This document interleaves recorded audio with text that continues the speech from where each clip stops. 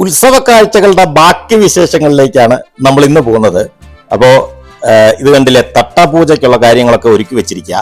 സർവൈശ്വര്യ പൂജ കഴിഞ്ഞിട്ട് സ്ത്രീകളൊക്കെ കണ്ടില്ലേ, ദേവിക്ക് പ്രദക്ഷിണം വെച്ച് തൊഴുത് ആ സർവൈശ്വര്യ പൂജയ്ക്ക് കത്തിച്ച ദീപം അവിടെ വെക്കും.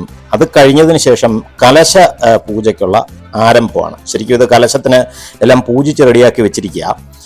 കലശ പൂജ കഴിഞ്ഞിട്ട് ഇനി കലശാഭിഷേകമുണ്ട്. അപ്പോൾ കലശാഭിഷേകം ഒന്നും കാണിക്കാൻ എനിക്ക് പറ്റത്തില്ല. അത് കഴിഞ്ഞിട്ട് നേരെ നമ്മളിനി പൊങ്കാല ആണ്. കലശാഭിഷേകത്തിന് മുമ്പ് തന്നെ നമ്മൾ പൊങ്കാല തളിക്കാനായിട്ട് ഇറങ്ങി. സത്യത്തില് ഇതൊക്കെ നമുക്ക് വീഡിയോ പിടിക്കാൻ പറ്റി. പക്ഷേ നവകം, അതായത് കലശാഭിഷേകം എനിക്ക് ഷൂട്ട് ചെയ്യാൻ പറ്റത്തില്ല. കാരണം അഭിഷേകം നടക്കുന്നത് ശ്രീകോവിലിനകത്താണ് ഒന്നാമത്തെ കാര്യം. പിന്നെ സത്യത്തിൽ ഞങ്ങളെല്ലാവരും നല്ല തിരക്കായിരുന്നു കേട്ടോ. ഈ വീഡിയോ പിടിക്കാനുള്ള നേരമൊന്നും ഇല്ലായിരുന്നു. ഇവിടെ നല്ല നാദസ്വര കച്ചേരിയൊക്കെ ആയിട്ട് പിന്നെ വളരെ പ്രൗഢഗംഭീരമായ പൊങ്കാലയായിരുന്നു കേട്ടോ. സത്യത്തില് നമ്മൾ പാണിവിളക്കൊക്കെ വെച്ച് ശംഖൊക്കെ ഊതി അങ്ങനെ പൊങ്കാലയൊക്കെ തളിച്ചു. അത് കഴിഞ്ഞിട്ട് പിറ്റേ ദിവസം ഞാൻ നേരെ നമ്മുടെ പത്മനാഭസ്വാമി ക്ഷേത്രത്തിന്റെ പടിഞ്ഞാറേ നടയില് കാഞ്ചീപുരം എന്നും പറഞ്ഞൊരു ക്ഷേത്രമുണ്ട്. അത് തിരുവിതാംകൂർ ദേവസ്വം ബോർഡിന്റെ ആണ്. ഞാൻ മുമ്പ് ഒരു വീഡിയോയിൽ ഈ ക്ഷേത്രം ഷൂട്ട് ചെയ്ത് കാണിച്ചായിരുന്നു. അപ്പൊ അവിടുത്തെ ഒരു ചേട്ടന് ഇന്ന് വരാൻ ബുദ്ധിമുട്ടാണെന്ന് പറഞ്ഞതുകൊണ്ട് ഞാൻ അവിടെ പകരം ശാന്തിക്കായിട്ട് വന്നതാണ്. വെളുപ്പിനെ ഏകദേശം ഞാനൊരു 5-10 ആയപ്പോൾ ക്ഷേത്രത്തിലെത്തി. അപ്പൊ വന്നു കഴിഞ്ഞപ്പോഴാണ് അറിയുന്നത് ക്ഷേത്രം 5:30 തുറന്നാൽ മതി, 5:45 ആയിട്ട് തുറന്നാൽ മതി. അപ്പൊ ഞാൻ വിചാരിച്ചു ക്ഷേത്രത്തിലെ ഈ സമയത്തെ കാഴ്ചകളൊന്ന് ഷൂട്ട് ചെയ്ത് കാണിക്കാവുന്ന. ഇവിടെ ഒരു ചെറിയ മാലയും അതൊക്കെ വിൽക്കുന്ന ചെറിയൊരു കടയുണ്ട് കേട്ടോ. അത് ഈ ദേവസ്വത്തിന്റെ തന്നെ തട്ട് പോലെ ഇട്ടിരിക്കുക. തട്ട് ലേലത്തിന് എടുക്കുക എന്ന് പറയും. ഇത് ശരിക്കും ക്ഷേത്രത്തിന്റെ ഫ്രണ്ട് വശമാണ്. ഇവിടെ നാഗരുടെ പ്രതിഷ്ഠയുണ്ട്. പിന്നെ ഭഗവാന് നേരെ മുന്നിലായിട്ട് വിഷ്ണു ക്ഷേത്രമായത് കേട്ടോ. ഗരുഡനുണ്ട്. ഇതാണ് ഗരുഡവാഹനനാണല്ലോ. അപ്പോൾ ഭഗവാന്റെ വാഹനം അവിടെ പ്രദർശിച്ചിട്ടുണ്ട്. പിന്നെ ഇവിടെ ബോർഡില് കണ്ടില്ലേ, വിഗ്രഹങ്ങളിൽ തൊടരുത്, നിവേദ്യ സമയത്ത് നട ഒതുങ്ങി നിൽക്കണം, അങ്ങനെ കുറെ നിർദ്ദേശങ്ങൾ. പിന്നെ ഇവിടെ ശിവന്റെ ഒരു ഇത് ധ്യാനം എഴുതി വെച്ചിട്ട് ഒരു ശിവഭഗവാന്റെ വരച്ച ഒരു ചിത്രം, പെയിന്റിങ് അതുണ്ട്. ഇത് കണ്ടില്ലേ, എന്തുമാത്രം പുരാതനമായ ഒരു ക്ഷേത്രമാണെന്നറിയാമോ? ഇത് പത്മനാഭസ്വാമി ക്ഷേത്രത്തിന്റെ ശരിക്കും പറഞ്ഞാല് അങ്ങോട്ട് കയറുന്ന പടിഞ്ഞാറേ നടന്ന് അങ്ങോട്ട് കയറുന്നിടത്ത് തന്നെ. ഇത് കണ്ടില്ലേ, എനിക്ക് തോന്നുന്നു രാജാവിന്റെ കാലത്തൊക്കെ പണിതതായിരിക്കണം ഇത്. ഇവിടെ ഒരു ഗണപതിയുടെ പ്രതിഷ്ഠ. അത് കഴിഞ്ഞിട്ട് നമ്മളിങ്ങനെ കറങ്ങി വരുമ്പോൾ ശരിക്കും നേരത്തെ കണ്ട നാഗര് അവിടെയായിരിക്കുന്നത്. ഇവിടുന്ന് നേരെ അങ്ങോട്ട് ഇറങ്ങിയ റോഡിലോട്ടാ കേട്ടോ, കാലെടുത്ത് വെക്കുന്ന റോഡിലോട്ടാ, പടിഞ്ഞാറേ നടന്നുള്ള റോഡിലോട്ടാണ് കേട്ടോ. സത്യം വളരെ വളരെ മനോഹരമായ ഒരു ക്ഷേത്രമാണ് കേട്ടോ. എന്ന് പറഞ്ഞാൽ ഇതിനെ ഒരുപാട് പൗരാണികത തോന്നും. പിന്നെ ഇനിയിപ്പം ഞാൻ തെടപ്പള്ളിക്കകമെന്ന് കാണിച്ചാൽ ഇത് വഴിപാടിന്റെ കാര്യങ്ങളൊക്കെ എഴുതി വെച്ചിരിക്കുക. ഇതാണ് തെടപ്പള്ളി, അതായത് നിവേദ്യങ്ങളൊക്കെ വയ്ക്കുന്ന സ്ഥലമാണ്. ഇവിടെ ഗ്യാസും കാര്യങ്ങളൊക്കെ ഉണ്ട് കേട്ടോ. അത് കഴിഞ്ഞിട്ട് ഞാൻ അവിടുന്ന് നേരെ ഇറങ്ങി ഇവിടെ ഒരു വെജിറ്റേറിയൻ ഹോട്ടലുണ്ട്, വെങ്കടേശ്വര ഭവൻ. അപ്പൊ ഇവിടെ കയറി കാരാവട, ഇവിടുത്തെ ഒരു സ്പെഷ്യൽ വടയാണ് കാരാവട. അപ്പൊ അതും വാങ്ങിച്ചുകൊണ്ട് ഞാൻ നേരെ വീട്ടിൽ വന്നു. വന്ന ഉടനെ തന്നെ അവൾ എന്നെ വിളിച്ച് പറഞ്ഞിട്ടാണ് ഞാൻ ഈ കാരാവട വാങ്ങിച്ചത്. വന്ന ഉടനെ തന്നെ ആശാട്ടി അതെടുത്ത് വെച്ച് നൂത്തെല്ലാം വെച്ചു. ഇതേ സത്യത്തില് എനിക്ക് തോന്നുന്നു ഞാൻ ഈ തിരുവനന്തപുരം ദേശത്തെ ഈ സംഭവം കണ്ടിട്ടുള്ളൂ. ബെല്ലക്കൊട്ടന് ഇട്ട് കൊടുത്തപ്പോൾ എന്താണ്ട് അവന് അത് വെച്ച് ഉരുട്ടി കളിച്ചോണ്ടിരിക്കുക.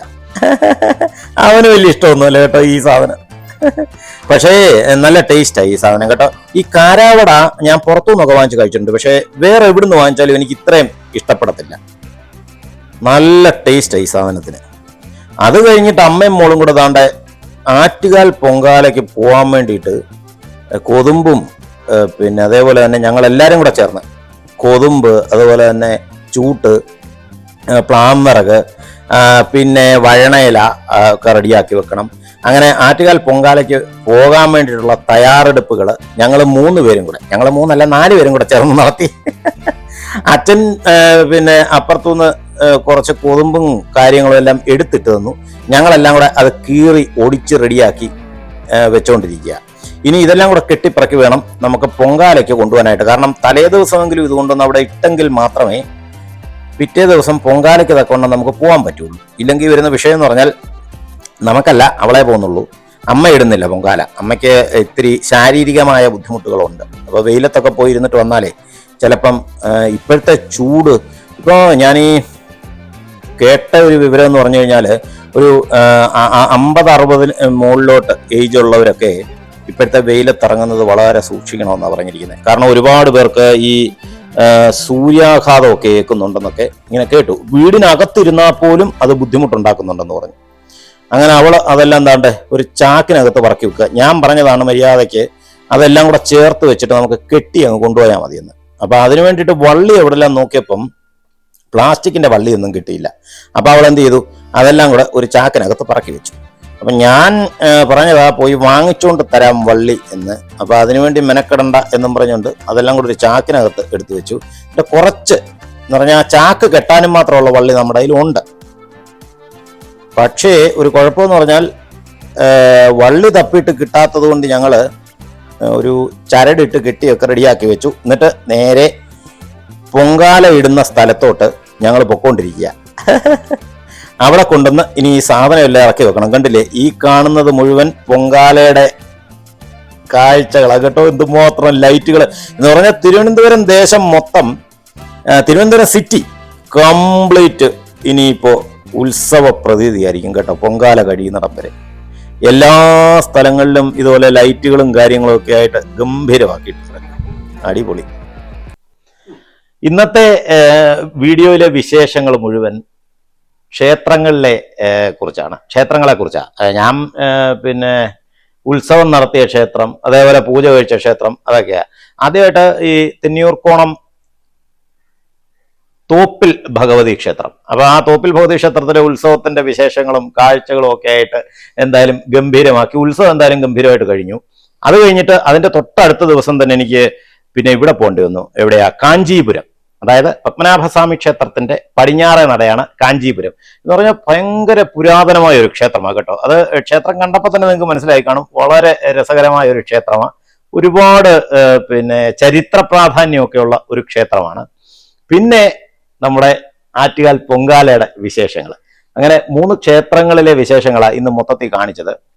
ഉത്സവത്തിൻ്റെത് എന്ന് പറയുമ്പം സർവൈശ്വര്യ പൂജ, പിന്നെ കലശപൂജ, പിന്നെ അതേപോലെ പൊങ്കാല ഒക്കെ ആയിട്ട് അടിപൊളിയാക്കി. പക്ഷെ കലശ പൂജ മാത്രമേ എനിക്ക് കാണിക്കാൻ പറ്റുള്ളൂ. കലശാഭിഷേകം കാണിക്കാനൊന്നും പറ്റിയില്ല. കാരണം കലശാഭിഷേക സമയത്ത് ഞാനും എൻ്റെ കൂടെയുള്ള പരികർമ്മികളും എല്ലാം ശ്രീകോവിലിനകത്തല്ലേ. ആ സമയത്ത് വീഡിയോ എടുക്കാനൊന്നും ആരും ഇല്ലായിരുന്നു. ഇനിയിപ്പോൾ നമുക്ക് വീഡിയോ എടുക്കാനായിട്ട് ഒരാളെ ഒന്ന് ഏർപ്പാടാക്കണം. അപ്പോൾ എൻലെസ് ജേണി ബൈ ദീപുവിന്റെ ഇന്നത്തെ വിശേഷങ്ങൾ ഇവിടെ വെച്ച് നിർത്തുന്നു. പിന്നെ വേറൊരു കാര്യമുള്ളത്, എനിക്ക് ആറ്റുകാൽ ക്ഷേത്രവും ഷൂട്ട് ചെയ്യാൻ പറ്റിയില്ലെന്ന് പറഞ്ഞാൽ അത്രയ്ക്ക് ജനത്തിരക്കാണ്. എന്നാ തിരക്കെന്നറിയാമോ? ഒരു നിവൃത്തിയില്ല. അങ്ങോട്ട് സത്യം പറഞ്ഞാൽ വണ്ടികളൊന്നുമേ കയറ്റി വിടുന്നില്ല.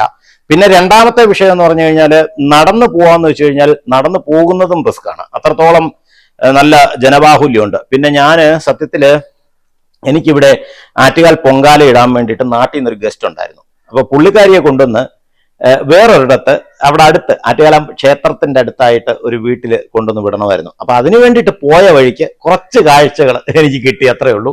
എന്തായാലും പൊങ്കാലയൊക്കെ കഴിഞ്ഞിട്ട് ദേവിയെ പോയി തൊഴണം. കാരണം ഈ തിരക്കുള്ള സമയത്ത് എനിക്ക് ക്ഷേത്രത്തിൽ പോകുന്നത് വലിയ താല്പര്യമൊന്നുമില്ല. തിരക്കൊക്കെ ഒഴിഞ്ഞിട്ട് സമാധാനത്തിൽ പോയി ആറ്റുകാലമ്മ ഒന്ന് തൊഴണം. അപ്പൊ അന്ന് നമുക്ക് ആ വീഡിയോ ഒക്കെ ഞാൻ ഷൂട്ട് ചെയ്ത് കാണിച്ചു തരാം. അപ്പോൾ എൻലെസ് ജേണി ബൈ ദീപുവിന്റെ ഇന്നത്തെ വീഡിയോ ഇവിടെ വെച്ച് നിർത്തുന്നു. വീഡിയോ ഇഷ്ടപ്പെട്ടെങ്കിൽ സബ്സ്ക്രൈബ് ചെയ്യാനും ലൈക്ക് ചെയ്യാനും ഷെയർ ചെയ്യാനും കമന്റ് ചെയ്യാനും മറക്കരുത്. അപ്പോൾ ഓക്കെ, ബൈ.